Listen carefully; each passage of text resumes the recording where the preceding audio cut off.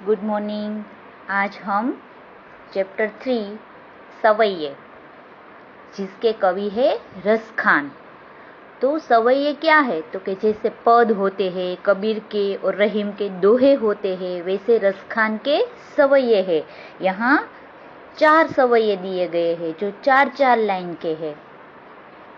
तो सवैये है वो रस खान, वो मुसलमान है मगर उसने कृष्ण भक्ति में वो लीन है। वो गोकुल में कृष्ण भूमि जो व्रज भूमि है उससे वो बहुत अभिभूत है। तो उसने कृष्ण के लिए ये सवैये लिखे हैं। तो पहले हम रस खान का परिचय लेंगे।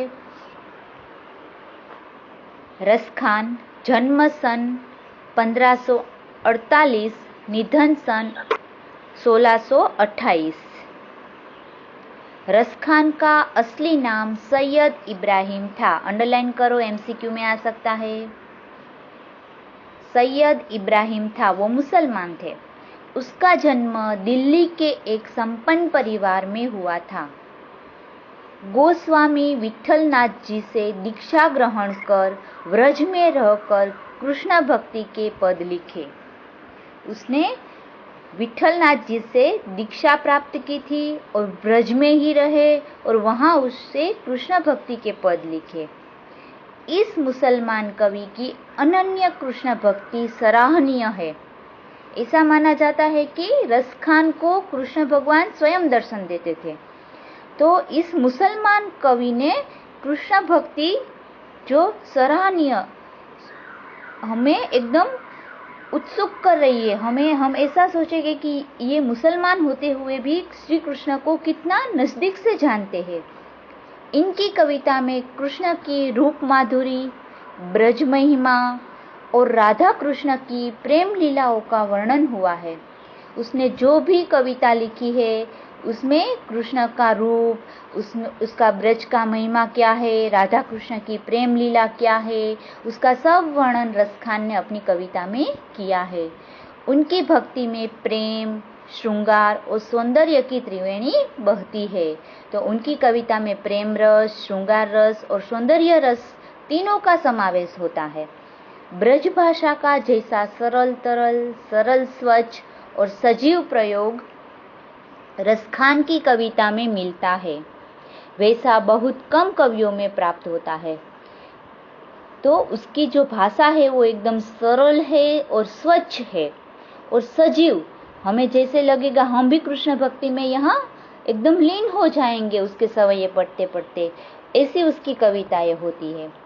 रस खान जैसे भक्त कवियों को लक्ष्य करके ही भारतेंदु हरिश्चंद्र ने कहा था, इन मुसलमान हरिजनन पर कोटिकम हिंदू वारिये।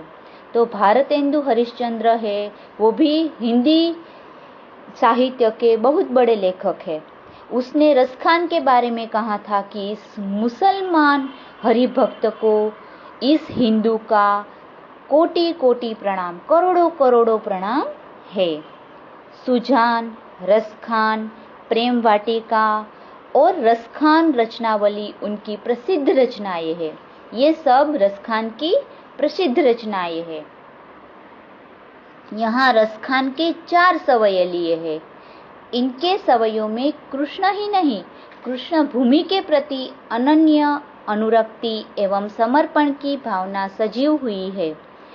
कृष्ण की विविध लीलाओं का मनोहर वर्णन हुआ है।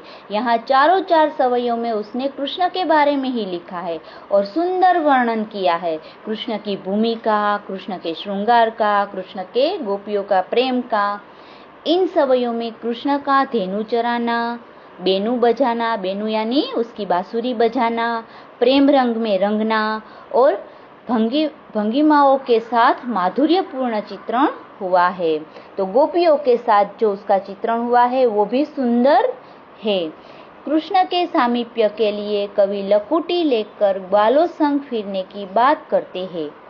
तो कृष्ण के पास रहने के लिए रस खान ग्वालों के संग लकुटी यानी लाठी लेकर व्रज में ही रहना चाहते हैं। शिक्षक छात्रों को बताइए कि एक मुसलमान कवि होते हुए भी रस खान कृष्ण भक्ति में लीन थे। तो देखो यहाँ एक मुसलमान है, मगर उसने हमारी तो धर्म में कोई भेदभाव नहीं होना चाहिए। उसने मुसलमान होते हुए भी इतना सुंदर कृष्ण का वर्णन किया है। तो हम पहला सवैया पढ़ते हैं। जो भी हार्ड वर्ड से मैंने यहाँ पेन से भी लिखा हुआ है, आपको दिखाई दे इसलिए। तो बाकी रह जाए तो फोटो में से यदि हार्ड वर्ड समझोगे तो ही आपको ये सवैया समझ में आएगा। मानुष हो वही रस खान, बसो मिली गोकुल गांव में ग्वारन। मानुष यानी मनुष्य, मिली यानी मिलकर, गोकुल गांव के ग्वारन, गोकुल गांव का नाम है, ग्वारन यानी गोवाल, गाय चराने वाला। जो पशु हो तो कहाँ बश मेरो, चरो नित नंद की धेनु मंजारन। पशु यानी एनिमल्स, धेनु यानी गाय, मंजारन यानी बीच, मध्य, बीच में। पहली लाइन का हम एक्सप्लेन करते हैं। कवि रसखान है वो व्रजभूमि से बहुत अभिभूत है, तो वे अगले जन्म में, अभी रसखान कह रहे हैं कि अगले जन्म की बात कर रहे, इस जन्म की नहीं, अगले जन्म की, के अगले जन्म में श्री कृष्ण की जन्मभूमि में वे जन्म लेना चाहते हैं। मनुष्य के जन्म लेना चाहते हैं। वे अगले जन्म में श्री कृष्ण की जन्मभूमि में जन्म लेने की इच्छा करते हैं। वे कहते हैं, क्या कहते हैं कि यदि मैं मनुष्य का जन्म मुझे अगले जन्म में मिले तो मुझे सौभाग्य मिले। मैं यदि इतना पवित्र हूँ तो अगले जन्म में मैं मनुष्य का जन्म पाऊँ तो मैं गोकुल में जन्म लूँ, मैं गोकुल गांव में जन्म लूँ, और वहाँ पशु हो तो कहाँ बश मेरो, और गोकुल गांव में जन्म लेकर वहाँ जो गांव के ग्वाले हैं, गाय चराने जाते हैं, उनके साथ मैं रहूं, उनके बीच में रहूं, गाय और गाय चराने वाले ग्वालों के बीच में रहूं। तो 2 लाइन का एक्सप्लेन है कि रसखान कहते हैं कि अगले जन्म में यदि मैं मनुष्य बनूं तो हे भगवान मेरा जन्म गोकुल गांव में हो, ताकि मैं श्री कृष्ण की जो गायें हैं और गाय चराने वाले ग्वाल हैं उनके बीच रहने का मुझे सौभाग्य मिले। पाहन हो तो वही गिरी को, अभी 3rd लाइन, पाहन हो तो वही गिरी को, जो धरियो कर छत्र पुरंदर कारण। पहले हार्ड वर्ड्स लिख लो। पाहन यानी पत्थर, पाहन यानी पत्थर। हो, हाँ, ऐसा है ना, हाँ, पाहन के बाद हाँ, हाँ का मतलब है बनू, हाँ का मतलब है बनू। गिरी यानी पर्वत, गिरी है वो पर्वत है। जो धरियो का मतलब है एक हाथ पर धारण करना, गोवर्धन पर्वत, गिरी है यानी गोवर्धन पर्वत जो धारण किया था ना कृष्ण भगवान ने। छत्र यानी छाते की तरह। पुरंदर यानी इंद्र, पुरंदर यानी इंद्र भगवान।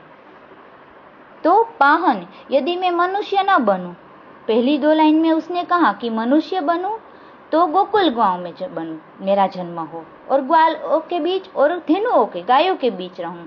यदि मैं मनुष्य न रहूं, यदि वे पशु बने, यदि मेरा जन्म अगले जन्म में मैं पशु बनूं, तो मैं पशु बनूं तो कहाँ, तो कि वो भी मैं नंद की गांव में, तो वहाँ जो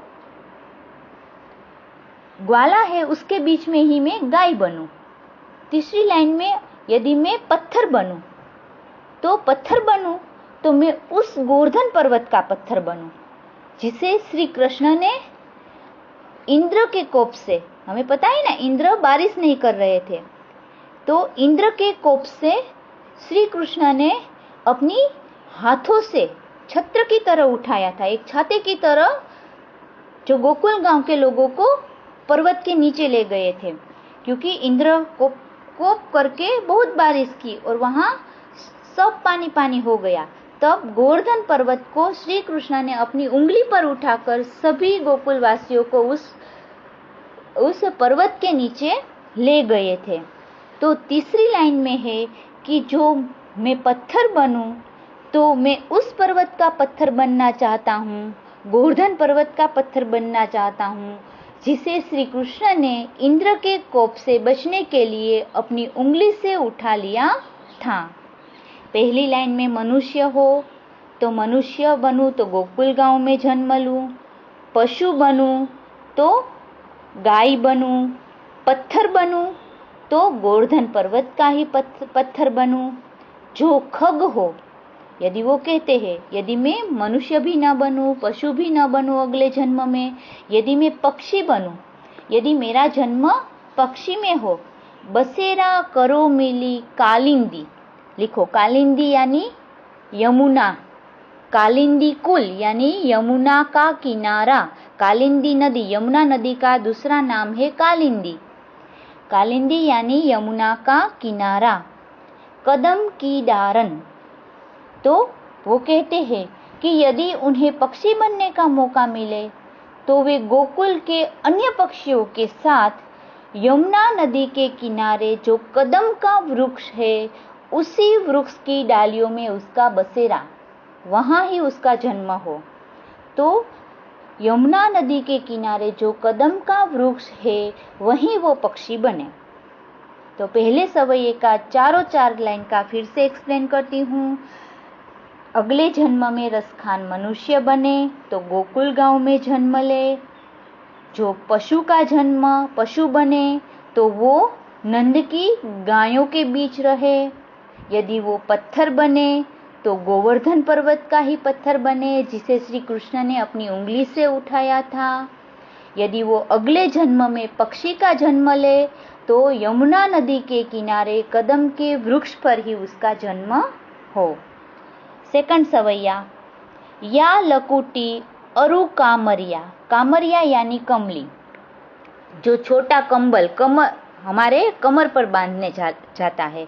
पर राज तीहू, पूर, तीहू यानी तीन, पूर यानी लोक, तीन लोक, तजीडारा, तजीडारो मीन्स के छोड़ दूं, कामरिया यानी कमली, तीहू यानी तीन, पूर यानी लोक, तजीडारा छोड़ दूं। तो कवि रसखान कहते हैं कि यदि मुझे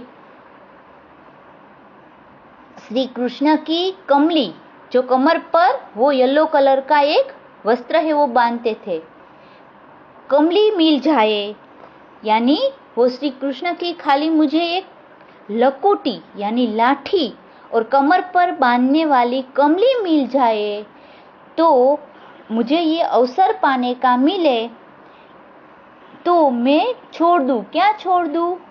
तो आठहु सिद्धि नवो निधि को सुख, नंद की धेनु चराए बिचारो। तो रसखान कहते हैं कि यदि मुझे खाली एक श्री कृष्ण भगवान की लकुटी यानी लाठी मिल जाए और उसका कमर पर बांधने वाला कमली मिल जाए तो मैं तीन लोक का राज्य, आकाश, पृथ्वी और पाताल लोक, आकाश, पाताल और मृत्यु लोक जो नीचे होता है, तो तीनों लोक का राज्य मैं छोड़ देना चाहता हूँ। मैं आकाश भी छोड़ दूँ, पाताल भी छोड़ दूँ और मृत्यु लोक भी छोड़ दूँ, तीनों लोक को मैं त्याग कर दूँ। आठों सिद्धि नवो निधि, 8 सिद्धि, यदि हमें 8 सिद्धि आ जाए ना तो हम भगवान को प्राप्त कर लेते हैं। 8 सिद्धि है वो योग और ध्यान से आती है।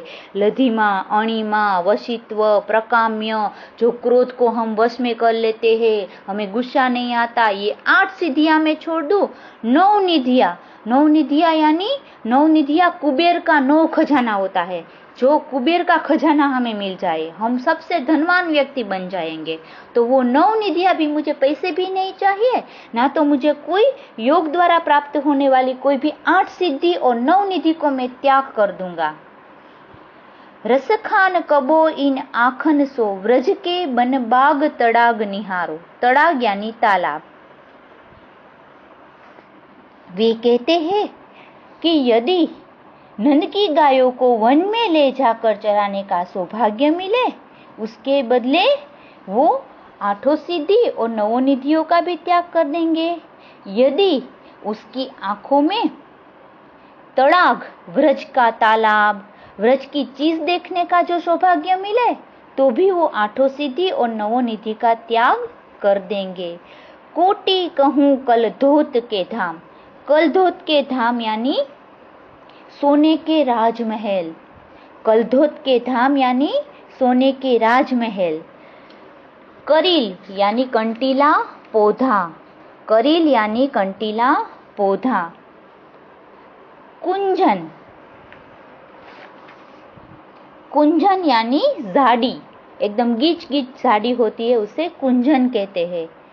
तो रसखान कहते हैं, यदि मेरी आंखों को व्रज का तालाब, वहाँ के बाग बगीचे, वहाँ के सरोवर और कंटीली झाड़ियाँ और झुरमुट, वो सब मैं पसंद करता हूँ, यदि वो सब मुझे मिल जाए खाली, तो उन पर मैं करोड़ों महल, सोने का करोड़ों महल न्योछावर कर दूंगा। खाली मुझे गोकुल गाँव चाहिए, श्री कृष्ण का सामीप्य ही चाहिए। इनके लिए मैं 8 सिद्धियाँ, 9 निधियाँ, सोने के करोड़ों राजमहल, वो सब मैं त्याग करने को तैयार हूँ। अभी तीसरा सवैया। जा दिन ते वह वन नंद को छोहरो, या बन धेनु चराई गयो रे। कवि रसखान कहते हैं कि जिस समय से नंद को छोरो यानी श्री कृष्ण, नंद को छोरो यानी श्री कृष्ण इस वन में गायों को चरा कर गए हैं, मोहिनी ताननी गोधन गाय के, बेनु बजाई रिजाई गयो है। मोहिनी यानी हमें मोहित करना, गोधन यानी जो गाय होती है वो, बेनु यानी उसकी बांसुरी, रिजाई गयो यानी हमें मोहित कर गयो है। तो कवि रसखान कहते हैं कि जब से श्री कृष्ण इस वन में गायों को चरा कर गया है और अपनी मुरली को मनमोहन तान से यहाँ की गायों को रिझा गए हैं, तभी से, ताही यानी तभी से, घरी कुछ कछु टोना सोके, हरी यानी समय, रसखान हिये में समाई गयो है। तो तब से, जब से वो बांसुरी बजाई गयो है, नंद की गायों को रिझाए गयो है, तभी सब कुछ लोगों पर ऐसा जादू टोना सा उसने कर दिया है कि वो जन जन के हृदय में घर कर गयो है। घरी यानी समय, उस समय से कुछ टोना એટલે जादू टोना, ऐसा जादू टोना श्री कृष्ण ने किया है कि रसखान के हृदय में तो है ही, रसखान ही है यानी हृदय, रसखान के हृदय में समाई तो गयो है, मगर सब लोगों के हृदय में वो ऐसा जादू टोना बांसुरी बजा के कर गयो है कि सबके हृदय में वो समा गयो है। कोऊ ना कोऊ की कहानी करे, कोऊ ना कोऊ की कहानी करे, कोई किसी की परवाह भी करता नहीं है। कोहू न कोहू की कहानी करे, कोई किसी की परवाह करता नहीं है, जिसका मतलब है सिगरो ब्रजबीर बिकाई गयो रे। सिगरो यानी समस्त, बिकाई गयो यानी बिक गयो। तो जब से वो ऐसे जादू टोना करके गयो है कि तब से ब्रज में लोगों की ऐसी हालत हो गई है कि कोई किसी की परवाह नहीं करता। लगता है जैसे सारे ब्रजवासी नंद जी की छोरे पर न्योछावर हो गए हैं, श्री कृष्ण पर सब अपनी जान लुटा देते हैं। चौथा सवैया। मोर पखा सिर पर राखी हो, मोर का पंख राखी हो यानी रखना, गुंज की माला गले पहनियो, गले यानी गले में, गुंज यानी जो लाल चनोठी की माला होती है। तो रसखान कहते हैं कि श्री कृष्ण के पति गोपियों का प्रेम वर्णन करते हैं। यहाँ वो गोपियों का, गोपी क्या करना चाहती है, गोपी है वो श्री कृष्ण का स्वांग, श्री कृष्ण ने जो भी पहना है वो पहना। क्या गोपी पहनना? तो कि गोपी कहती है कि मैं मोर पंख है वो श्री कृष्ण की तरह अपनी सिर पर लगाना चाहती हूँ। गले में श्री कृष्ण की तरह गोपी कहती है गुंजों की माला पहनना चाहती हूँ। ओढ़ी पीताम्बर, पीला वस्त्र जो कृष्ण भगवान पहनते हैं। ले लकुटी बन, तो कृष्ण की तरह मैं पीला पीताम्बर पहनना गोपी कहती है चाहती हूँ। लकुटी लेकर मैं वन में गायों चराना चाहती हूँ। गोधन, ग्वारीन संग फिरूंगी, गायों के साथ साथ मैं वन में श्री कृष्ण की तरह भटकना भी चाहती हूँ। भावतो वो ही मेरो रस खानी, सो तेरे कहे सब स्वांग भरूंगी। स्वांग भरूंगी यानी नकल करूंगी, स्वांग भरूंगी यानी नकल करूंगी। तो गोपी कहती है कि मैं सब कृष्ण की, रसखान और गोपी दोनों कहते हैं कि मैं कृष्ण का मोर पंख अपने मुकुट पर धारण करना, नकल करना चाहती हूँ। गुंजों की माला गले में पहनना चाहती हूँ। पीला पीताम्बर पहनना चाहती हूँ। लकुटी लेकर गाय चराना और वन वन भटकना चाहती हूँ। पे मुरली मुरली धर के अधरान धरी, अधरा न धरूंगी। अधरान धरी, अधरान धरी यानी होठ पर रखना, अधरा यानी होठ, अधरा का मतलब है होठ। मगर वो श्री कृष्ण के प्रति विश्वासघात नहीं करना चाहती। वो उसकी मुरली है वो अपने होठ पर नहीं रखेगी। क्यों? क्योंकि वो झूठी हो जाएगी। तो वो झूठी मुरली श्री कृष्ण फिर वापस अपने होठ पर नहीं रखेंगे। तो गोपी सब कुछ करना, नकल करना चाहती है श्री कृष्ण की, मगर उसकी मुरली है वो अपने अधरों पर धरना नहीं चाहती। वो अपने आराध्य देव श्री कृष्ण से के साथ विश्वासघात नहीं करेगी, क्योंकि मुरली अपने होठों पर कदापि नहीं रखेंगी। इससे वो झूठी हो जाएगी और वो ऐसा कदापि करना गोपी और रसखान नहीं चाहते।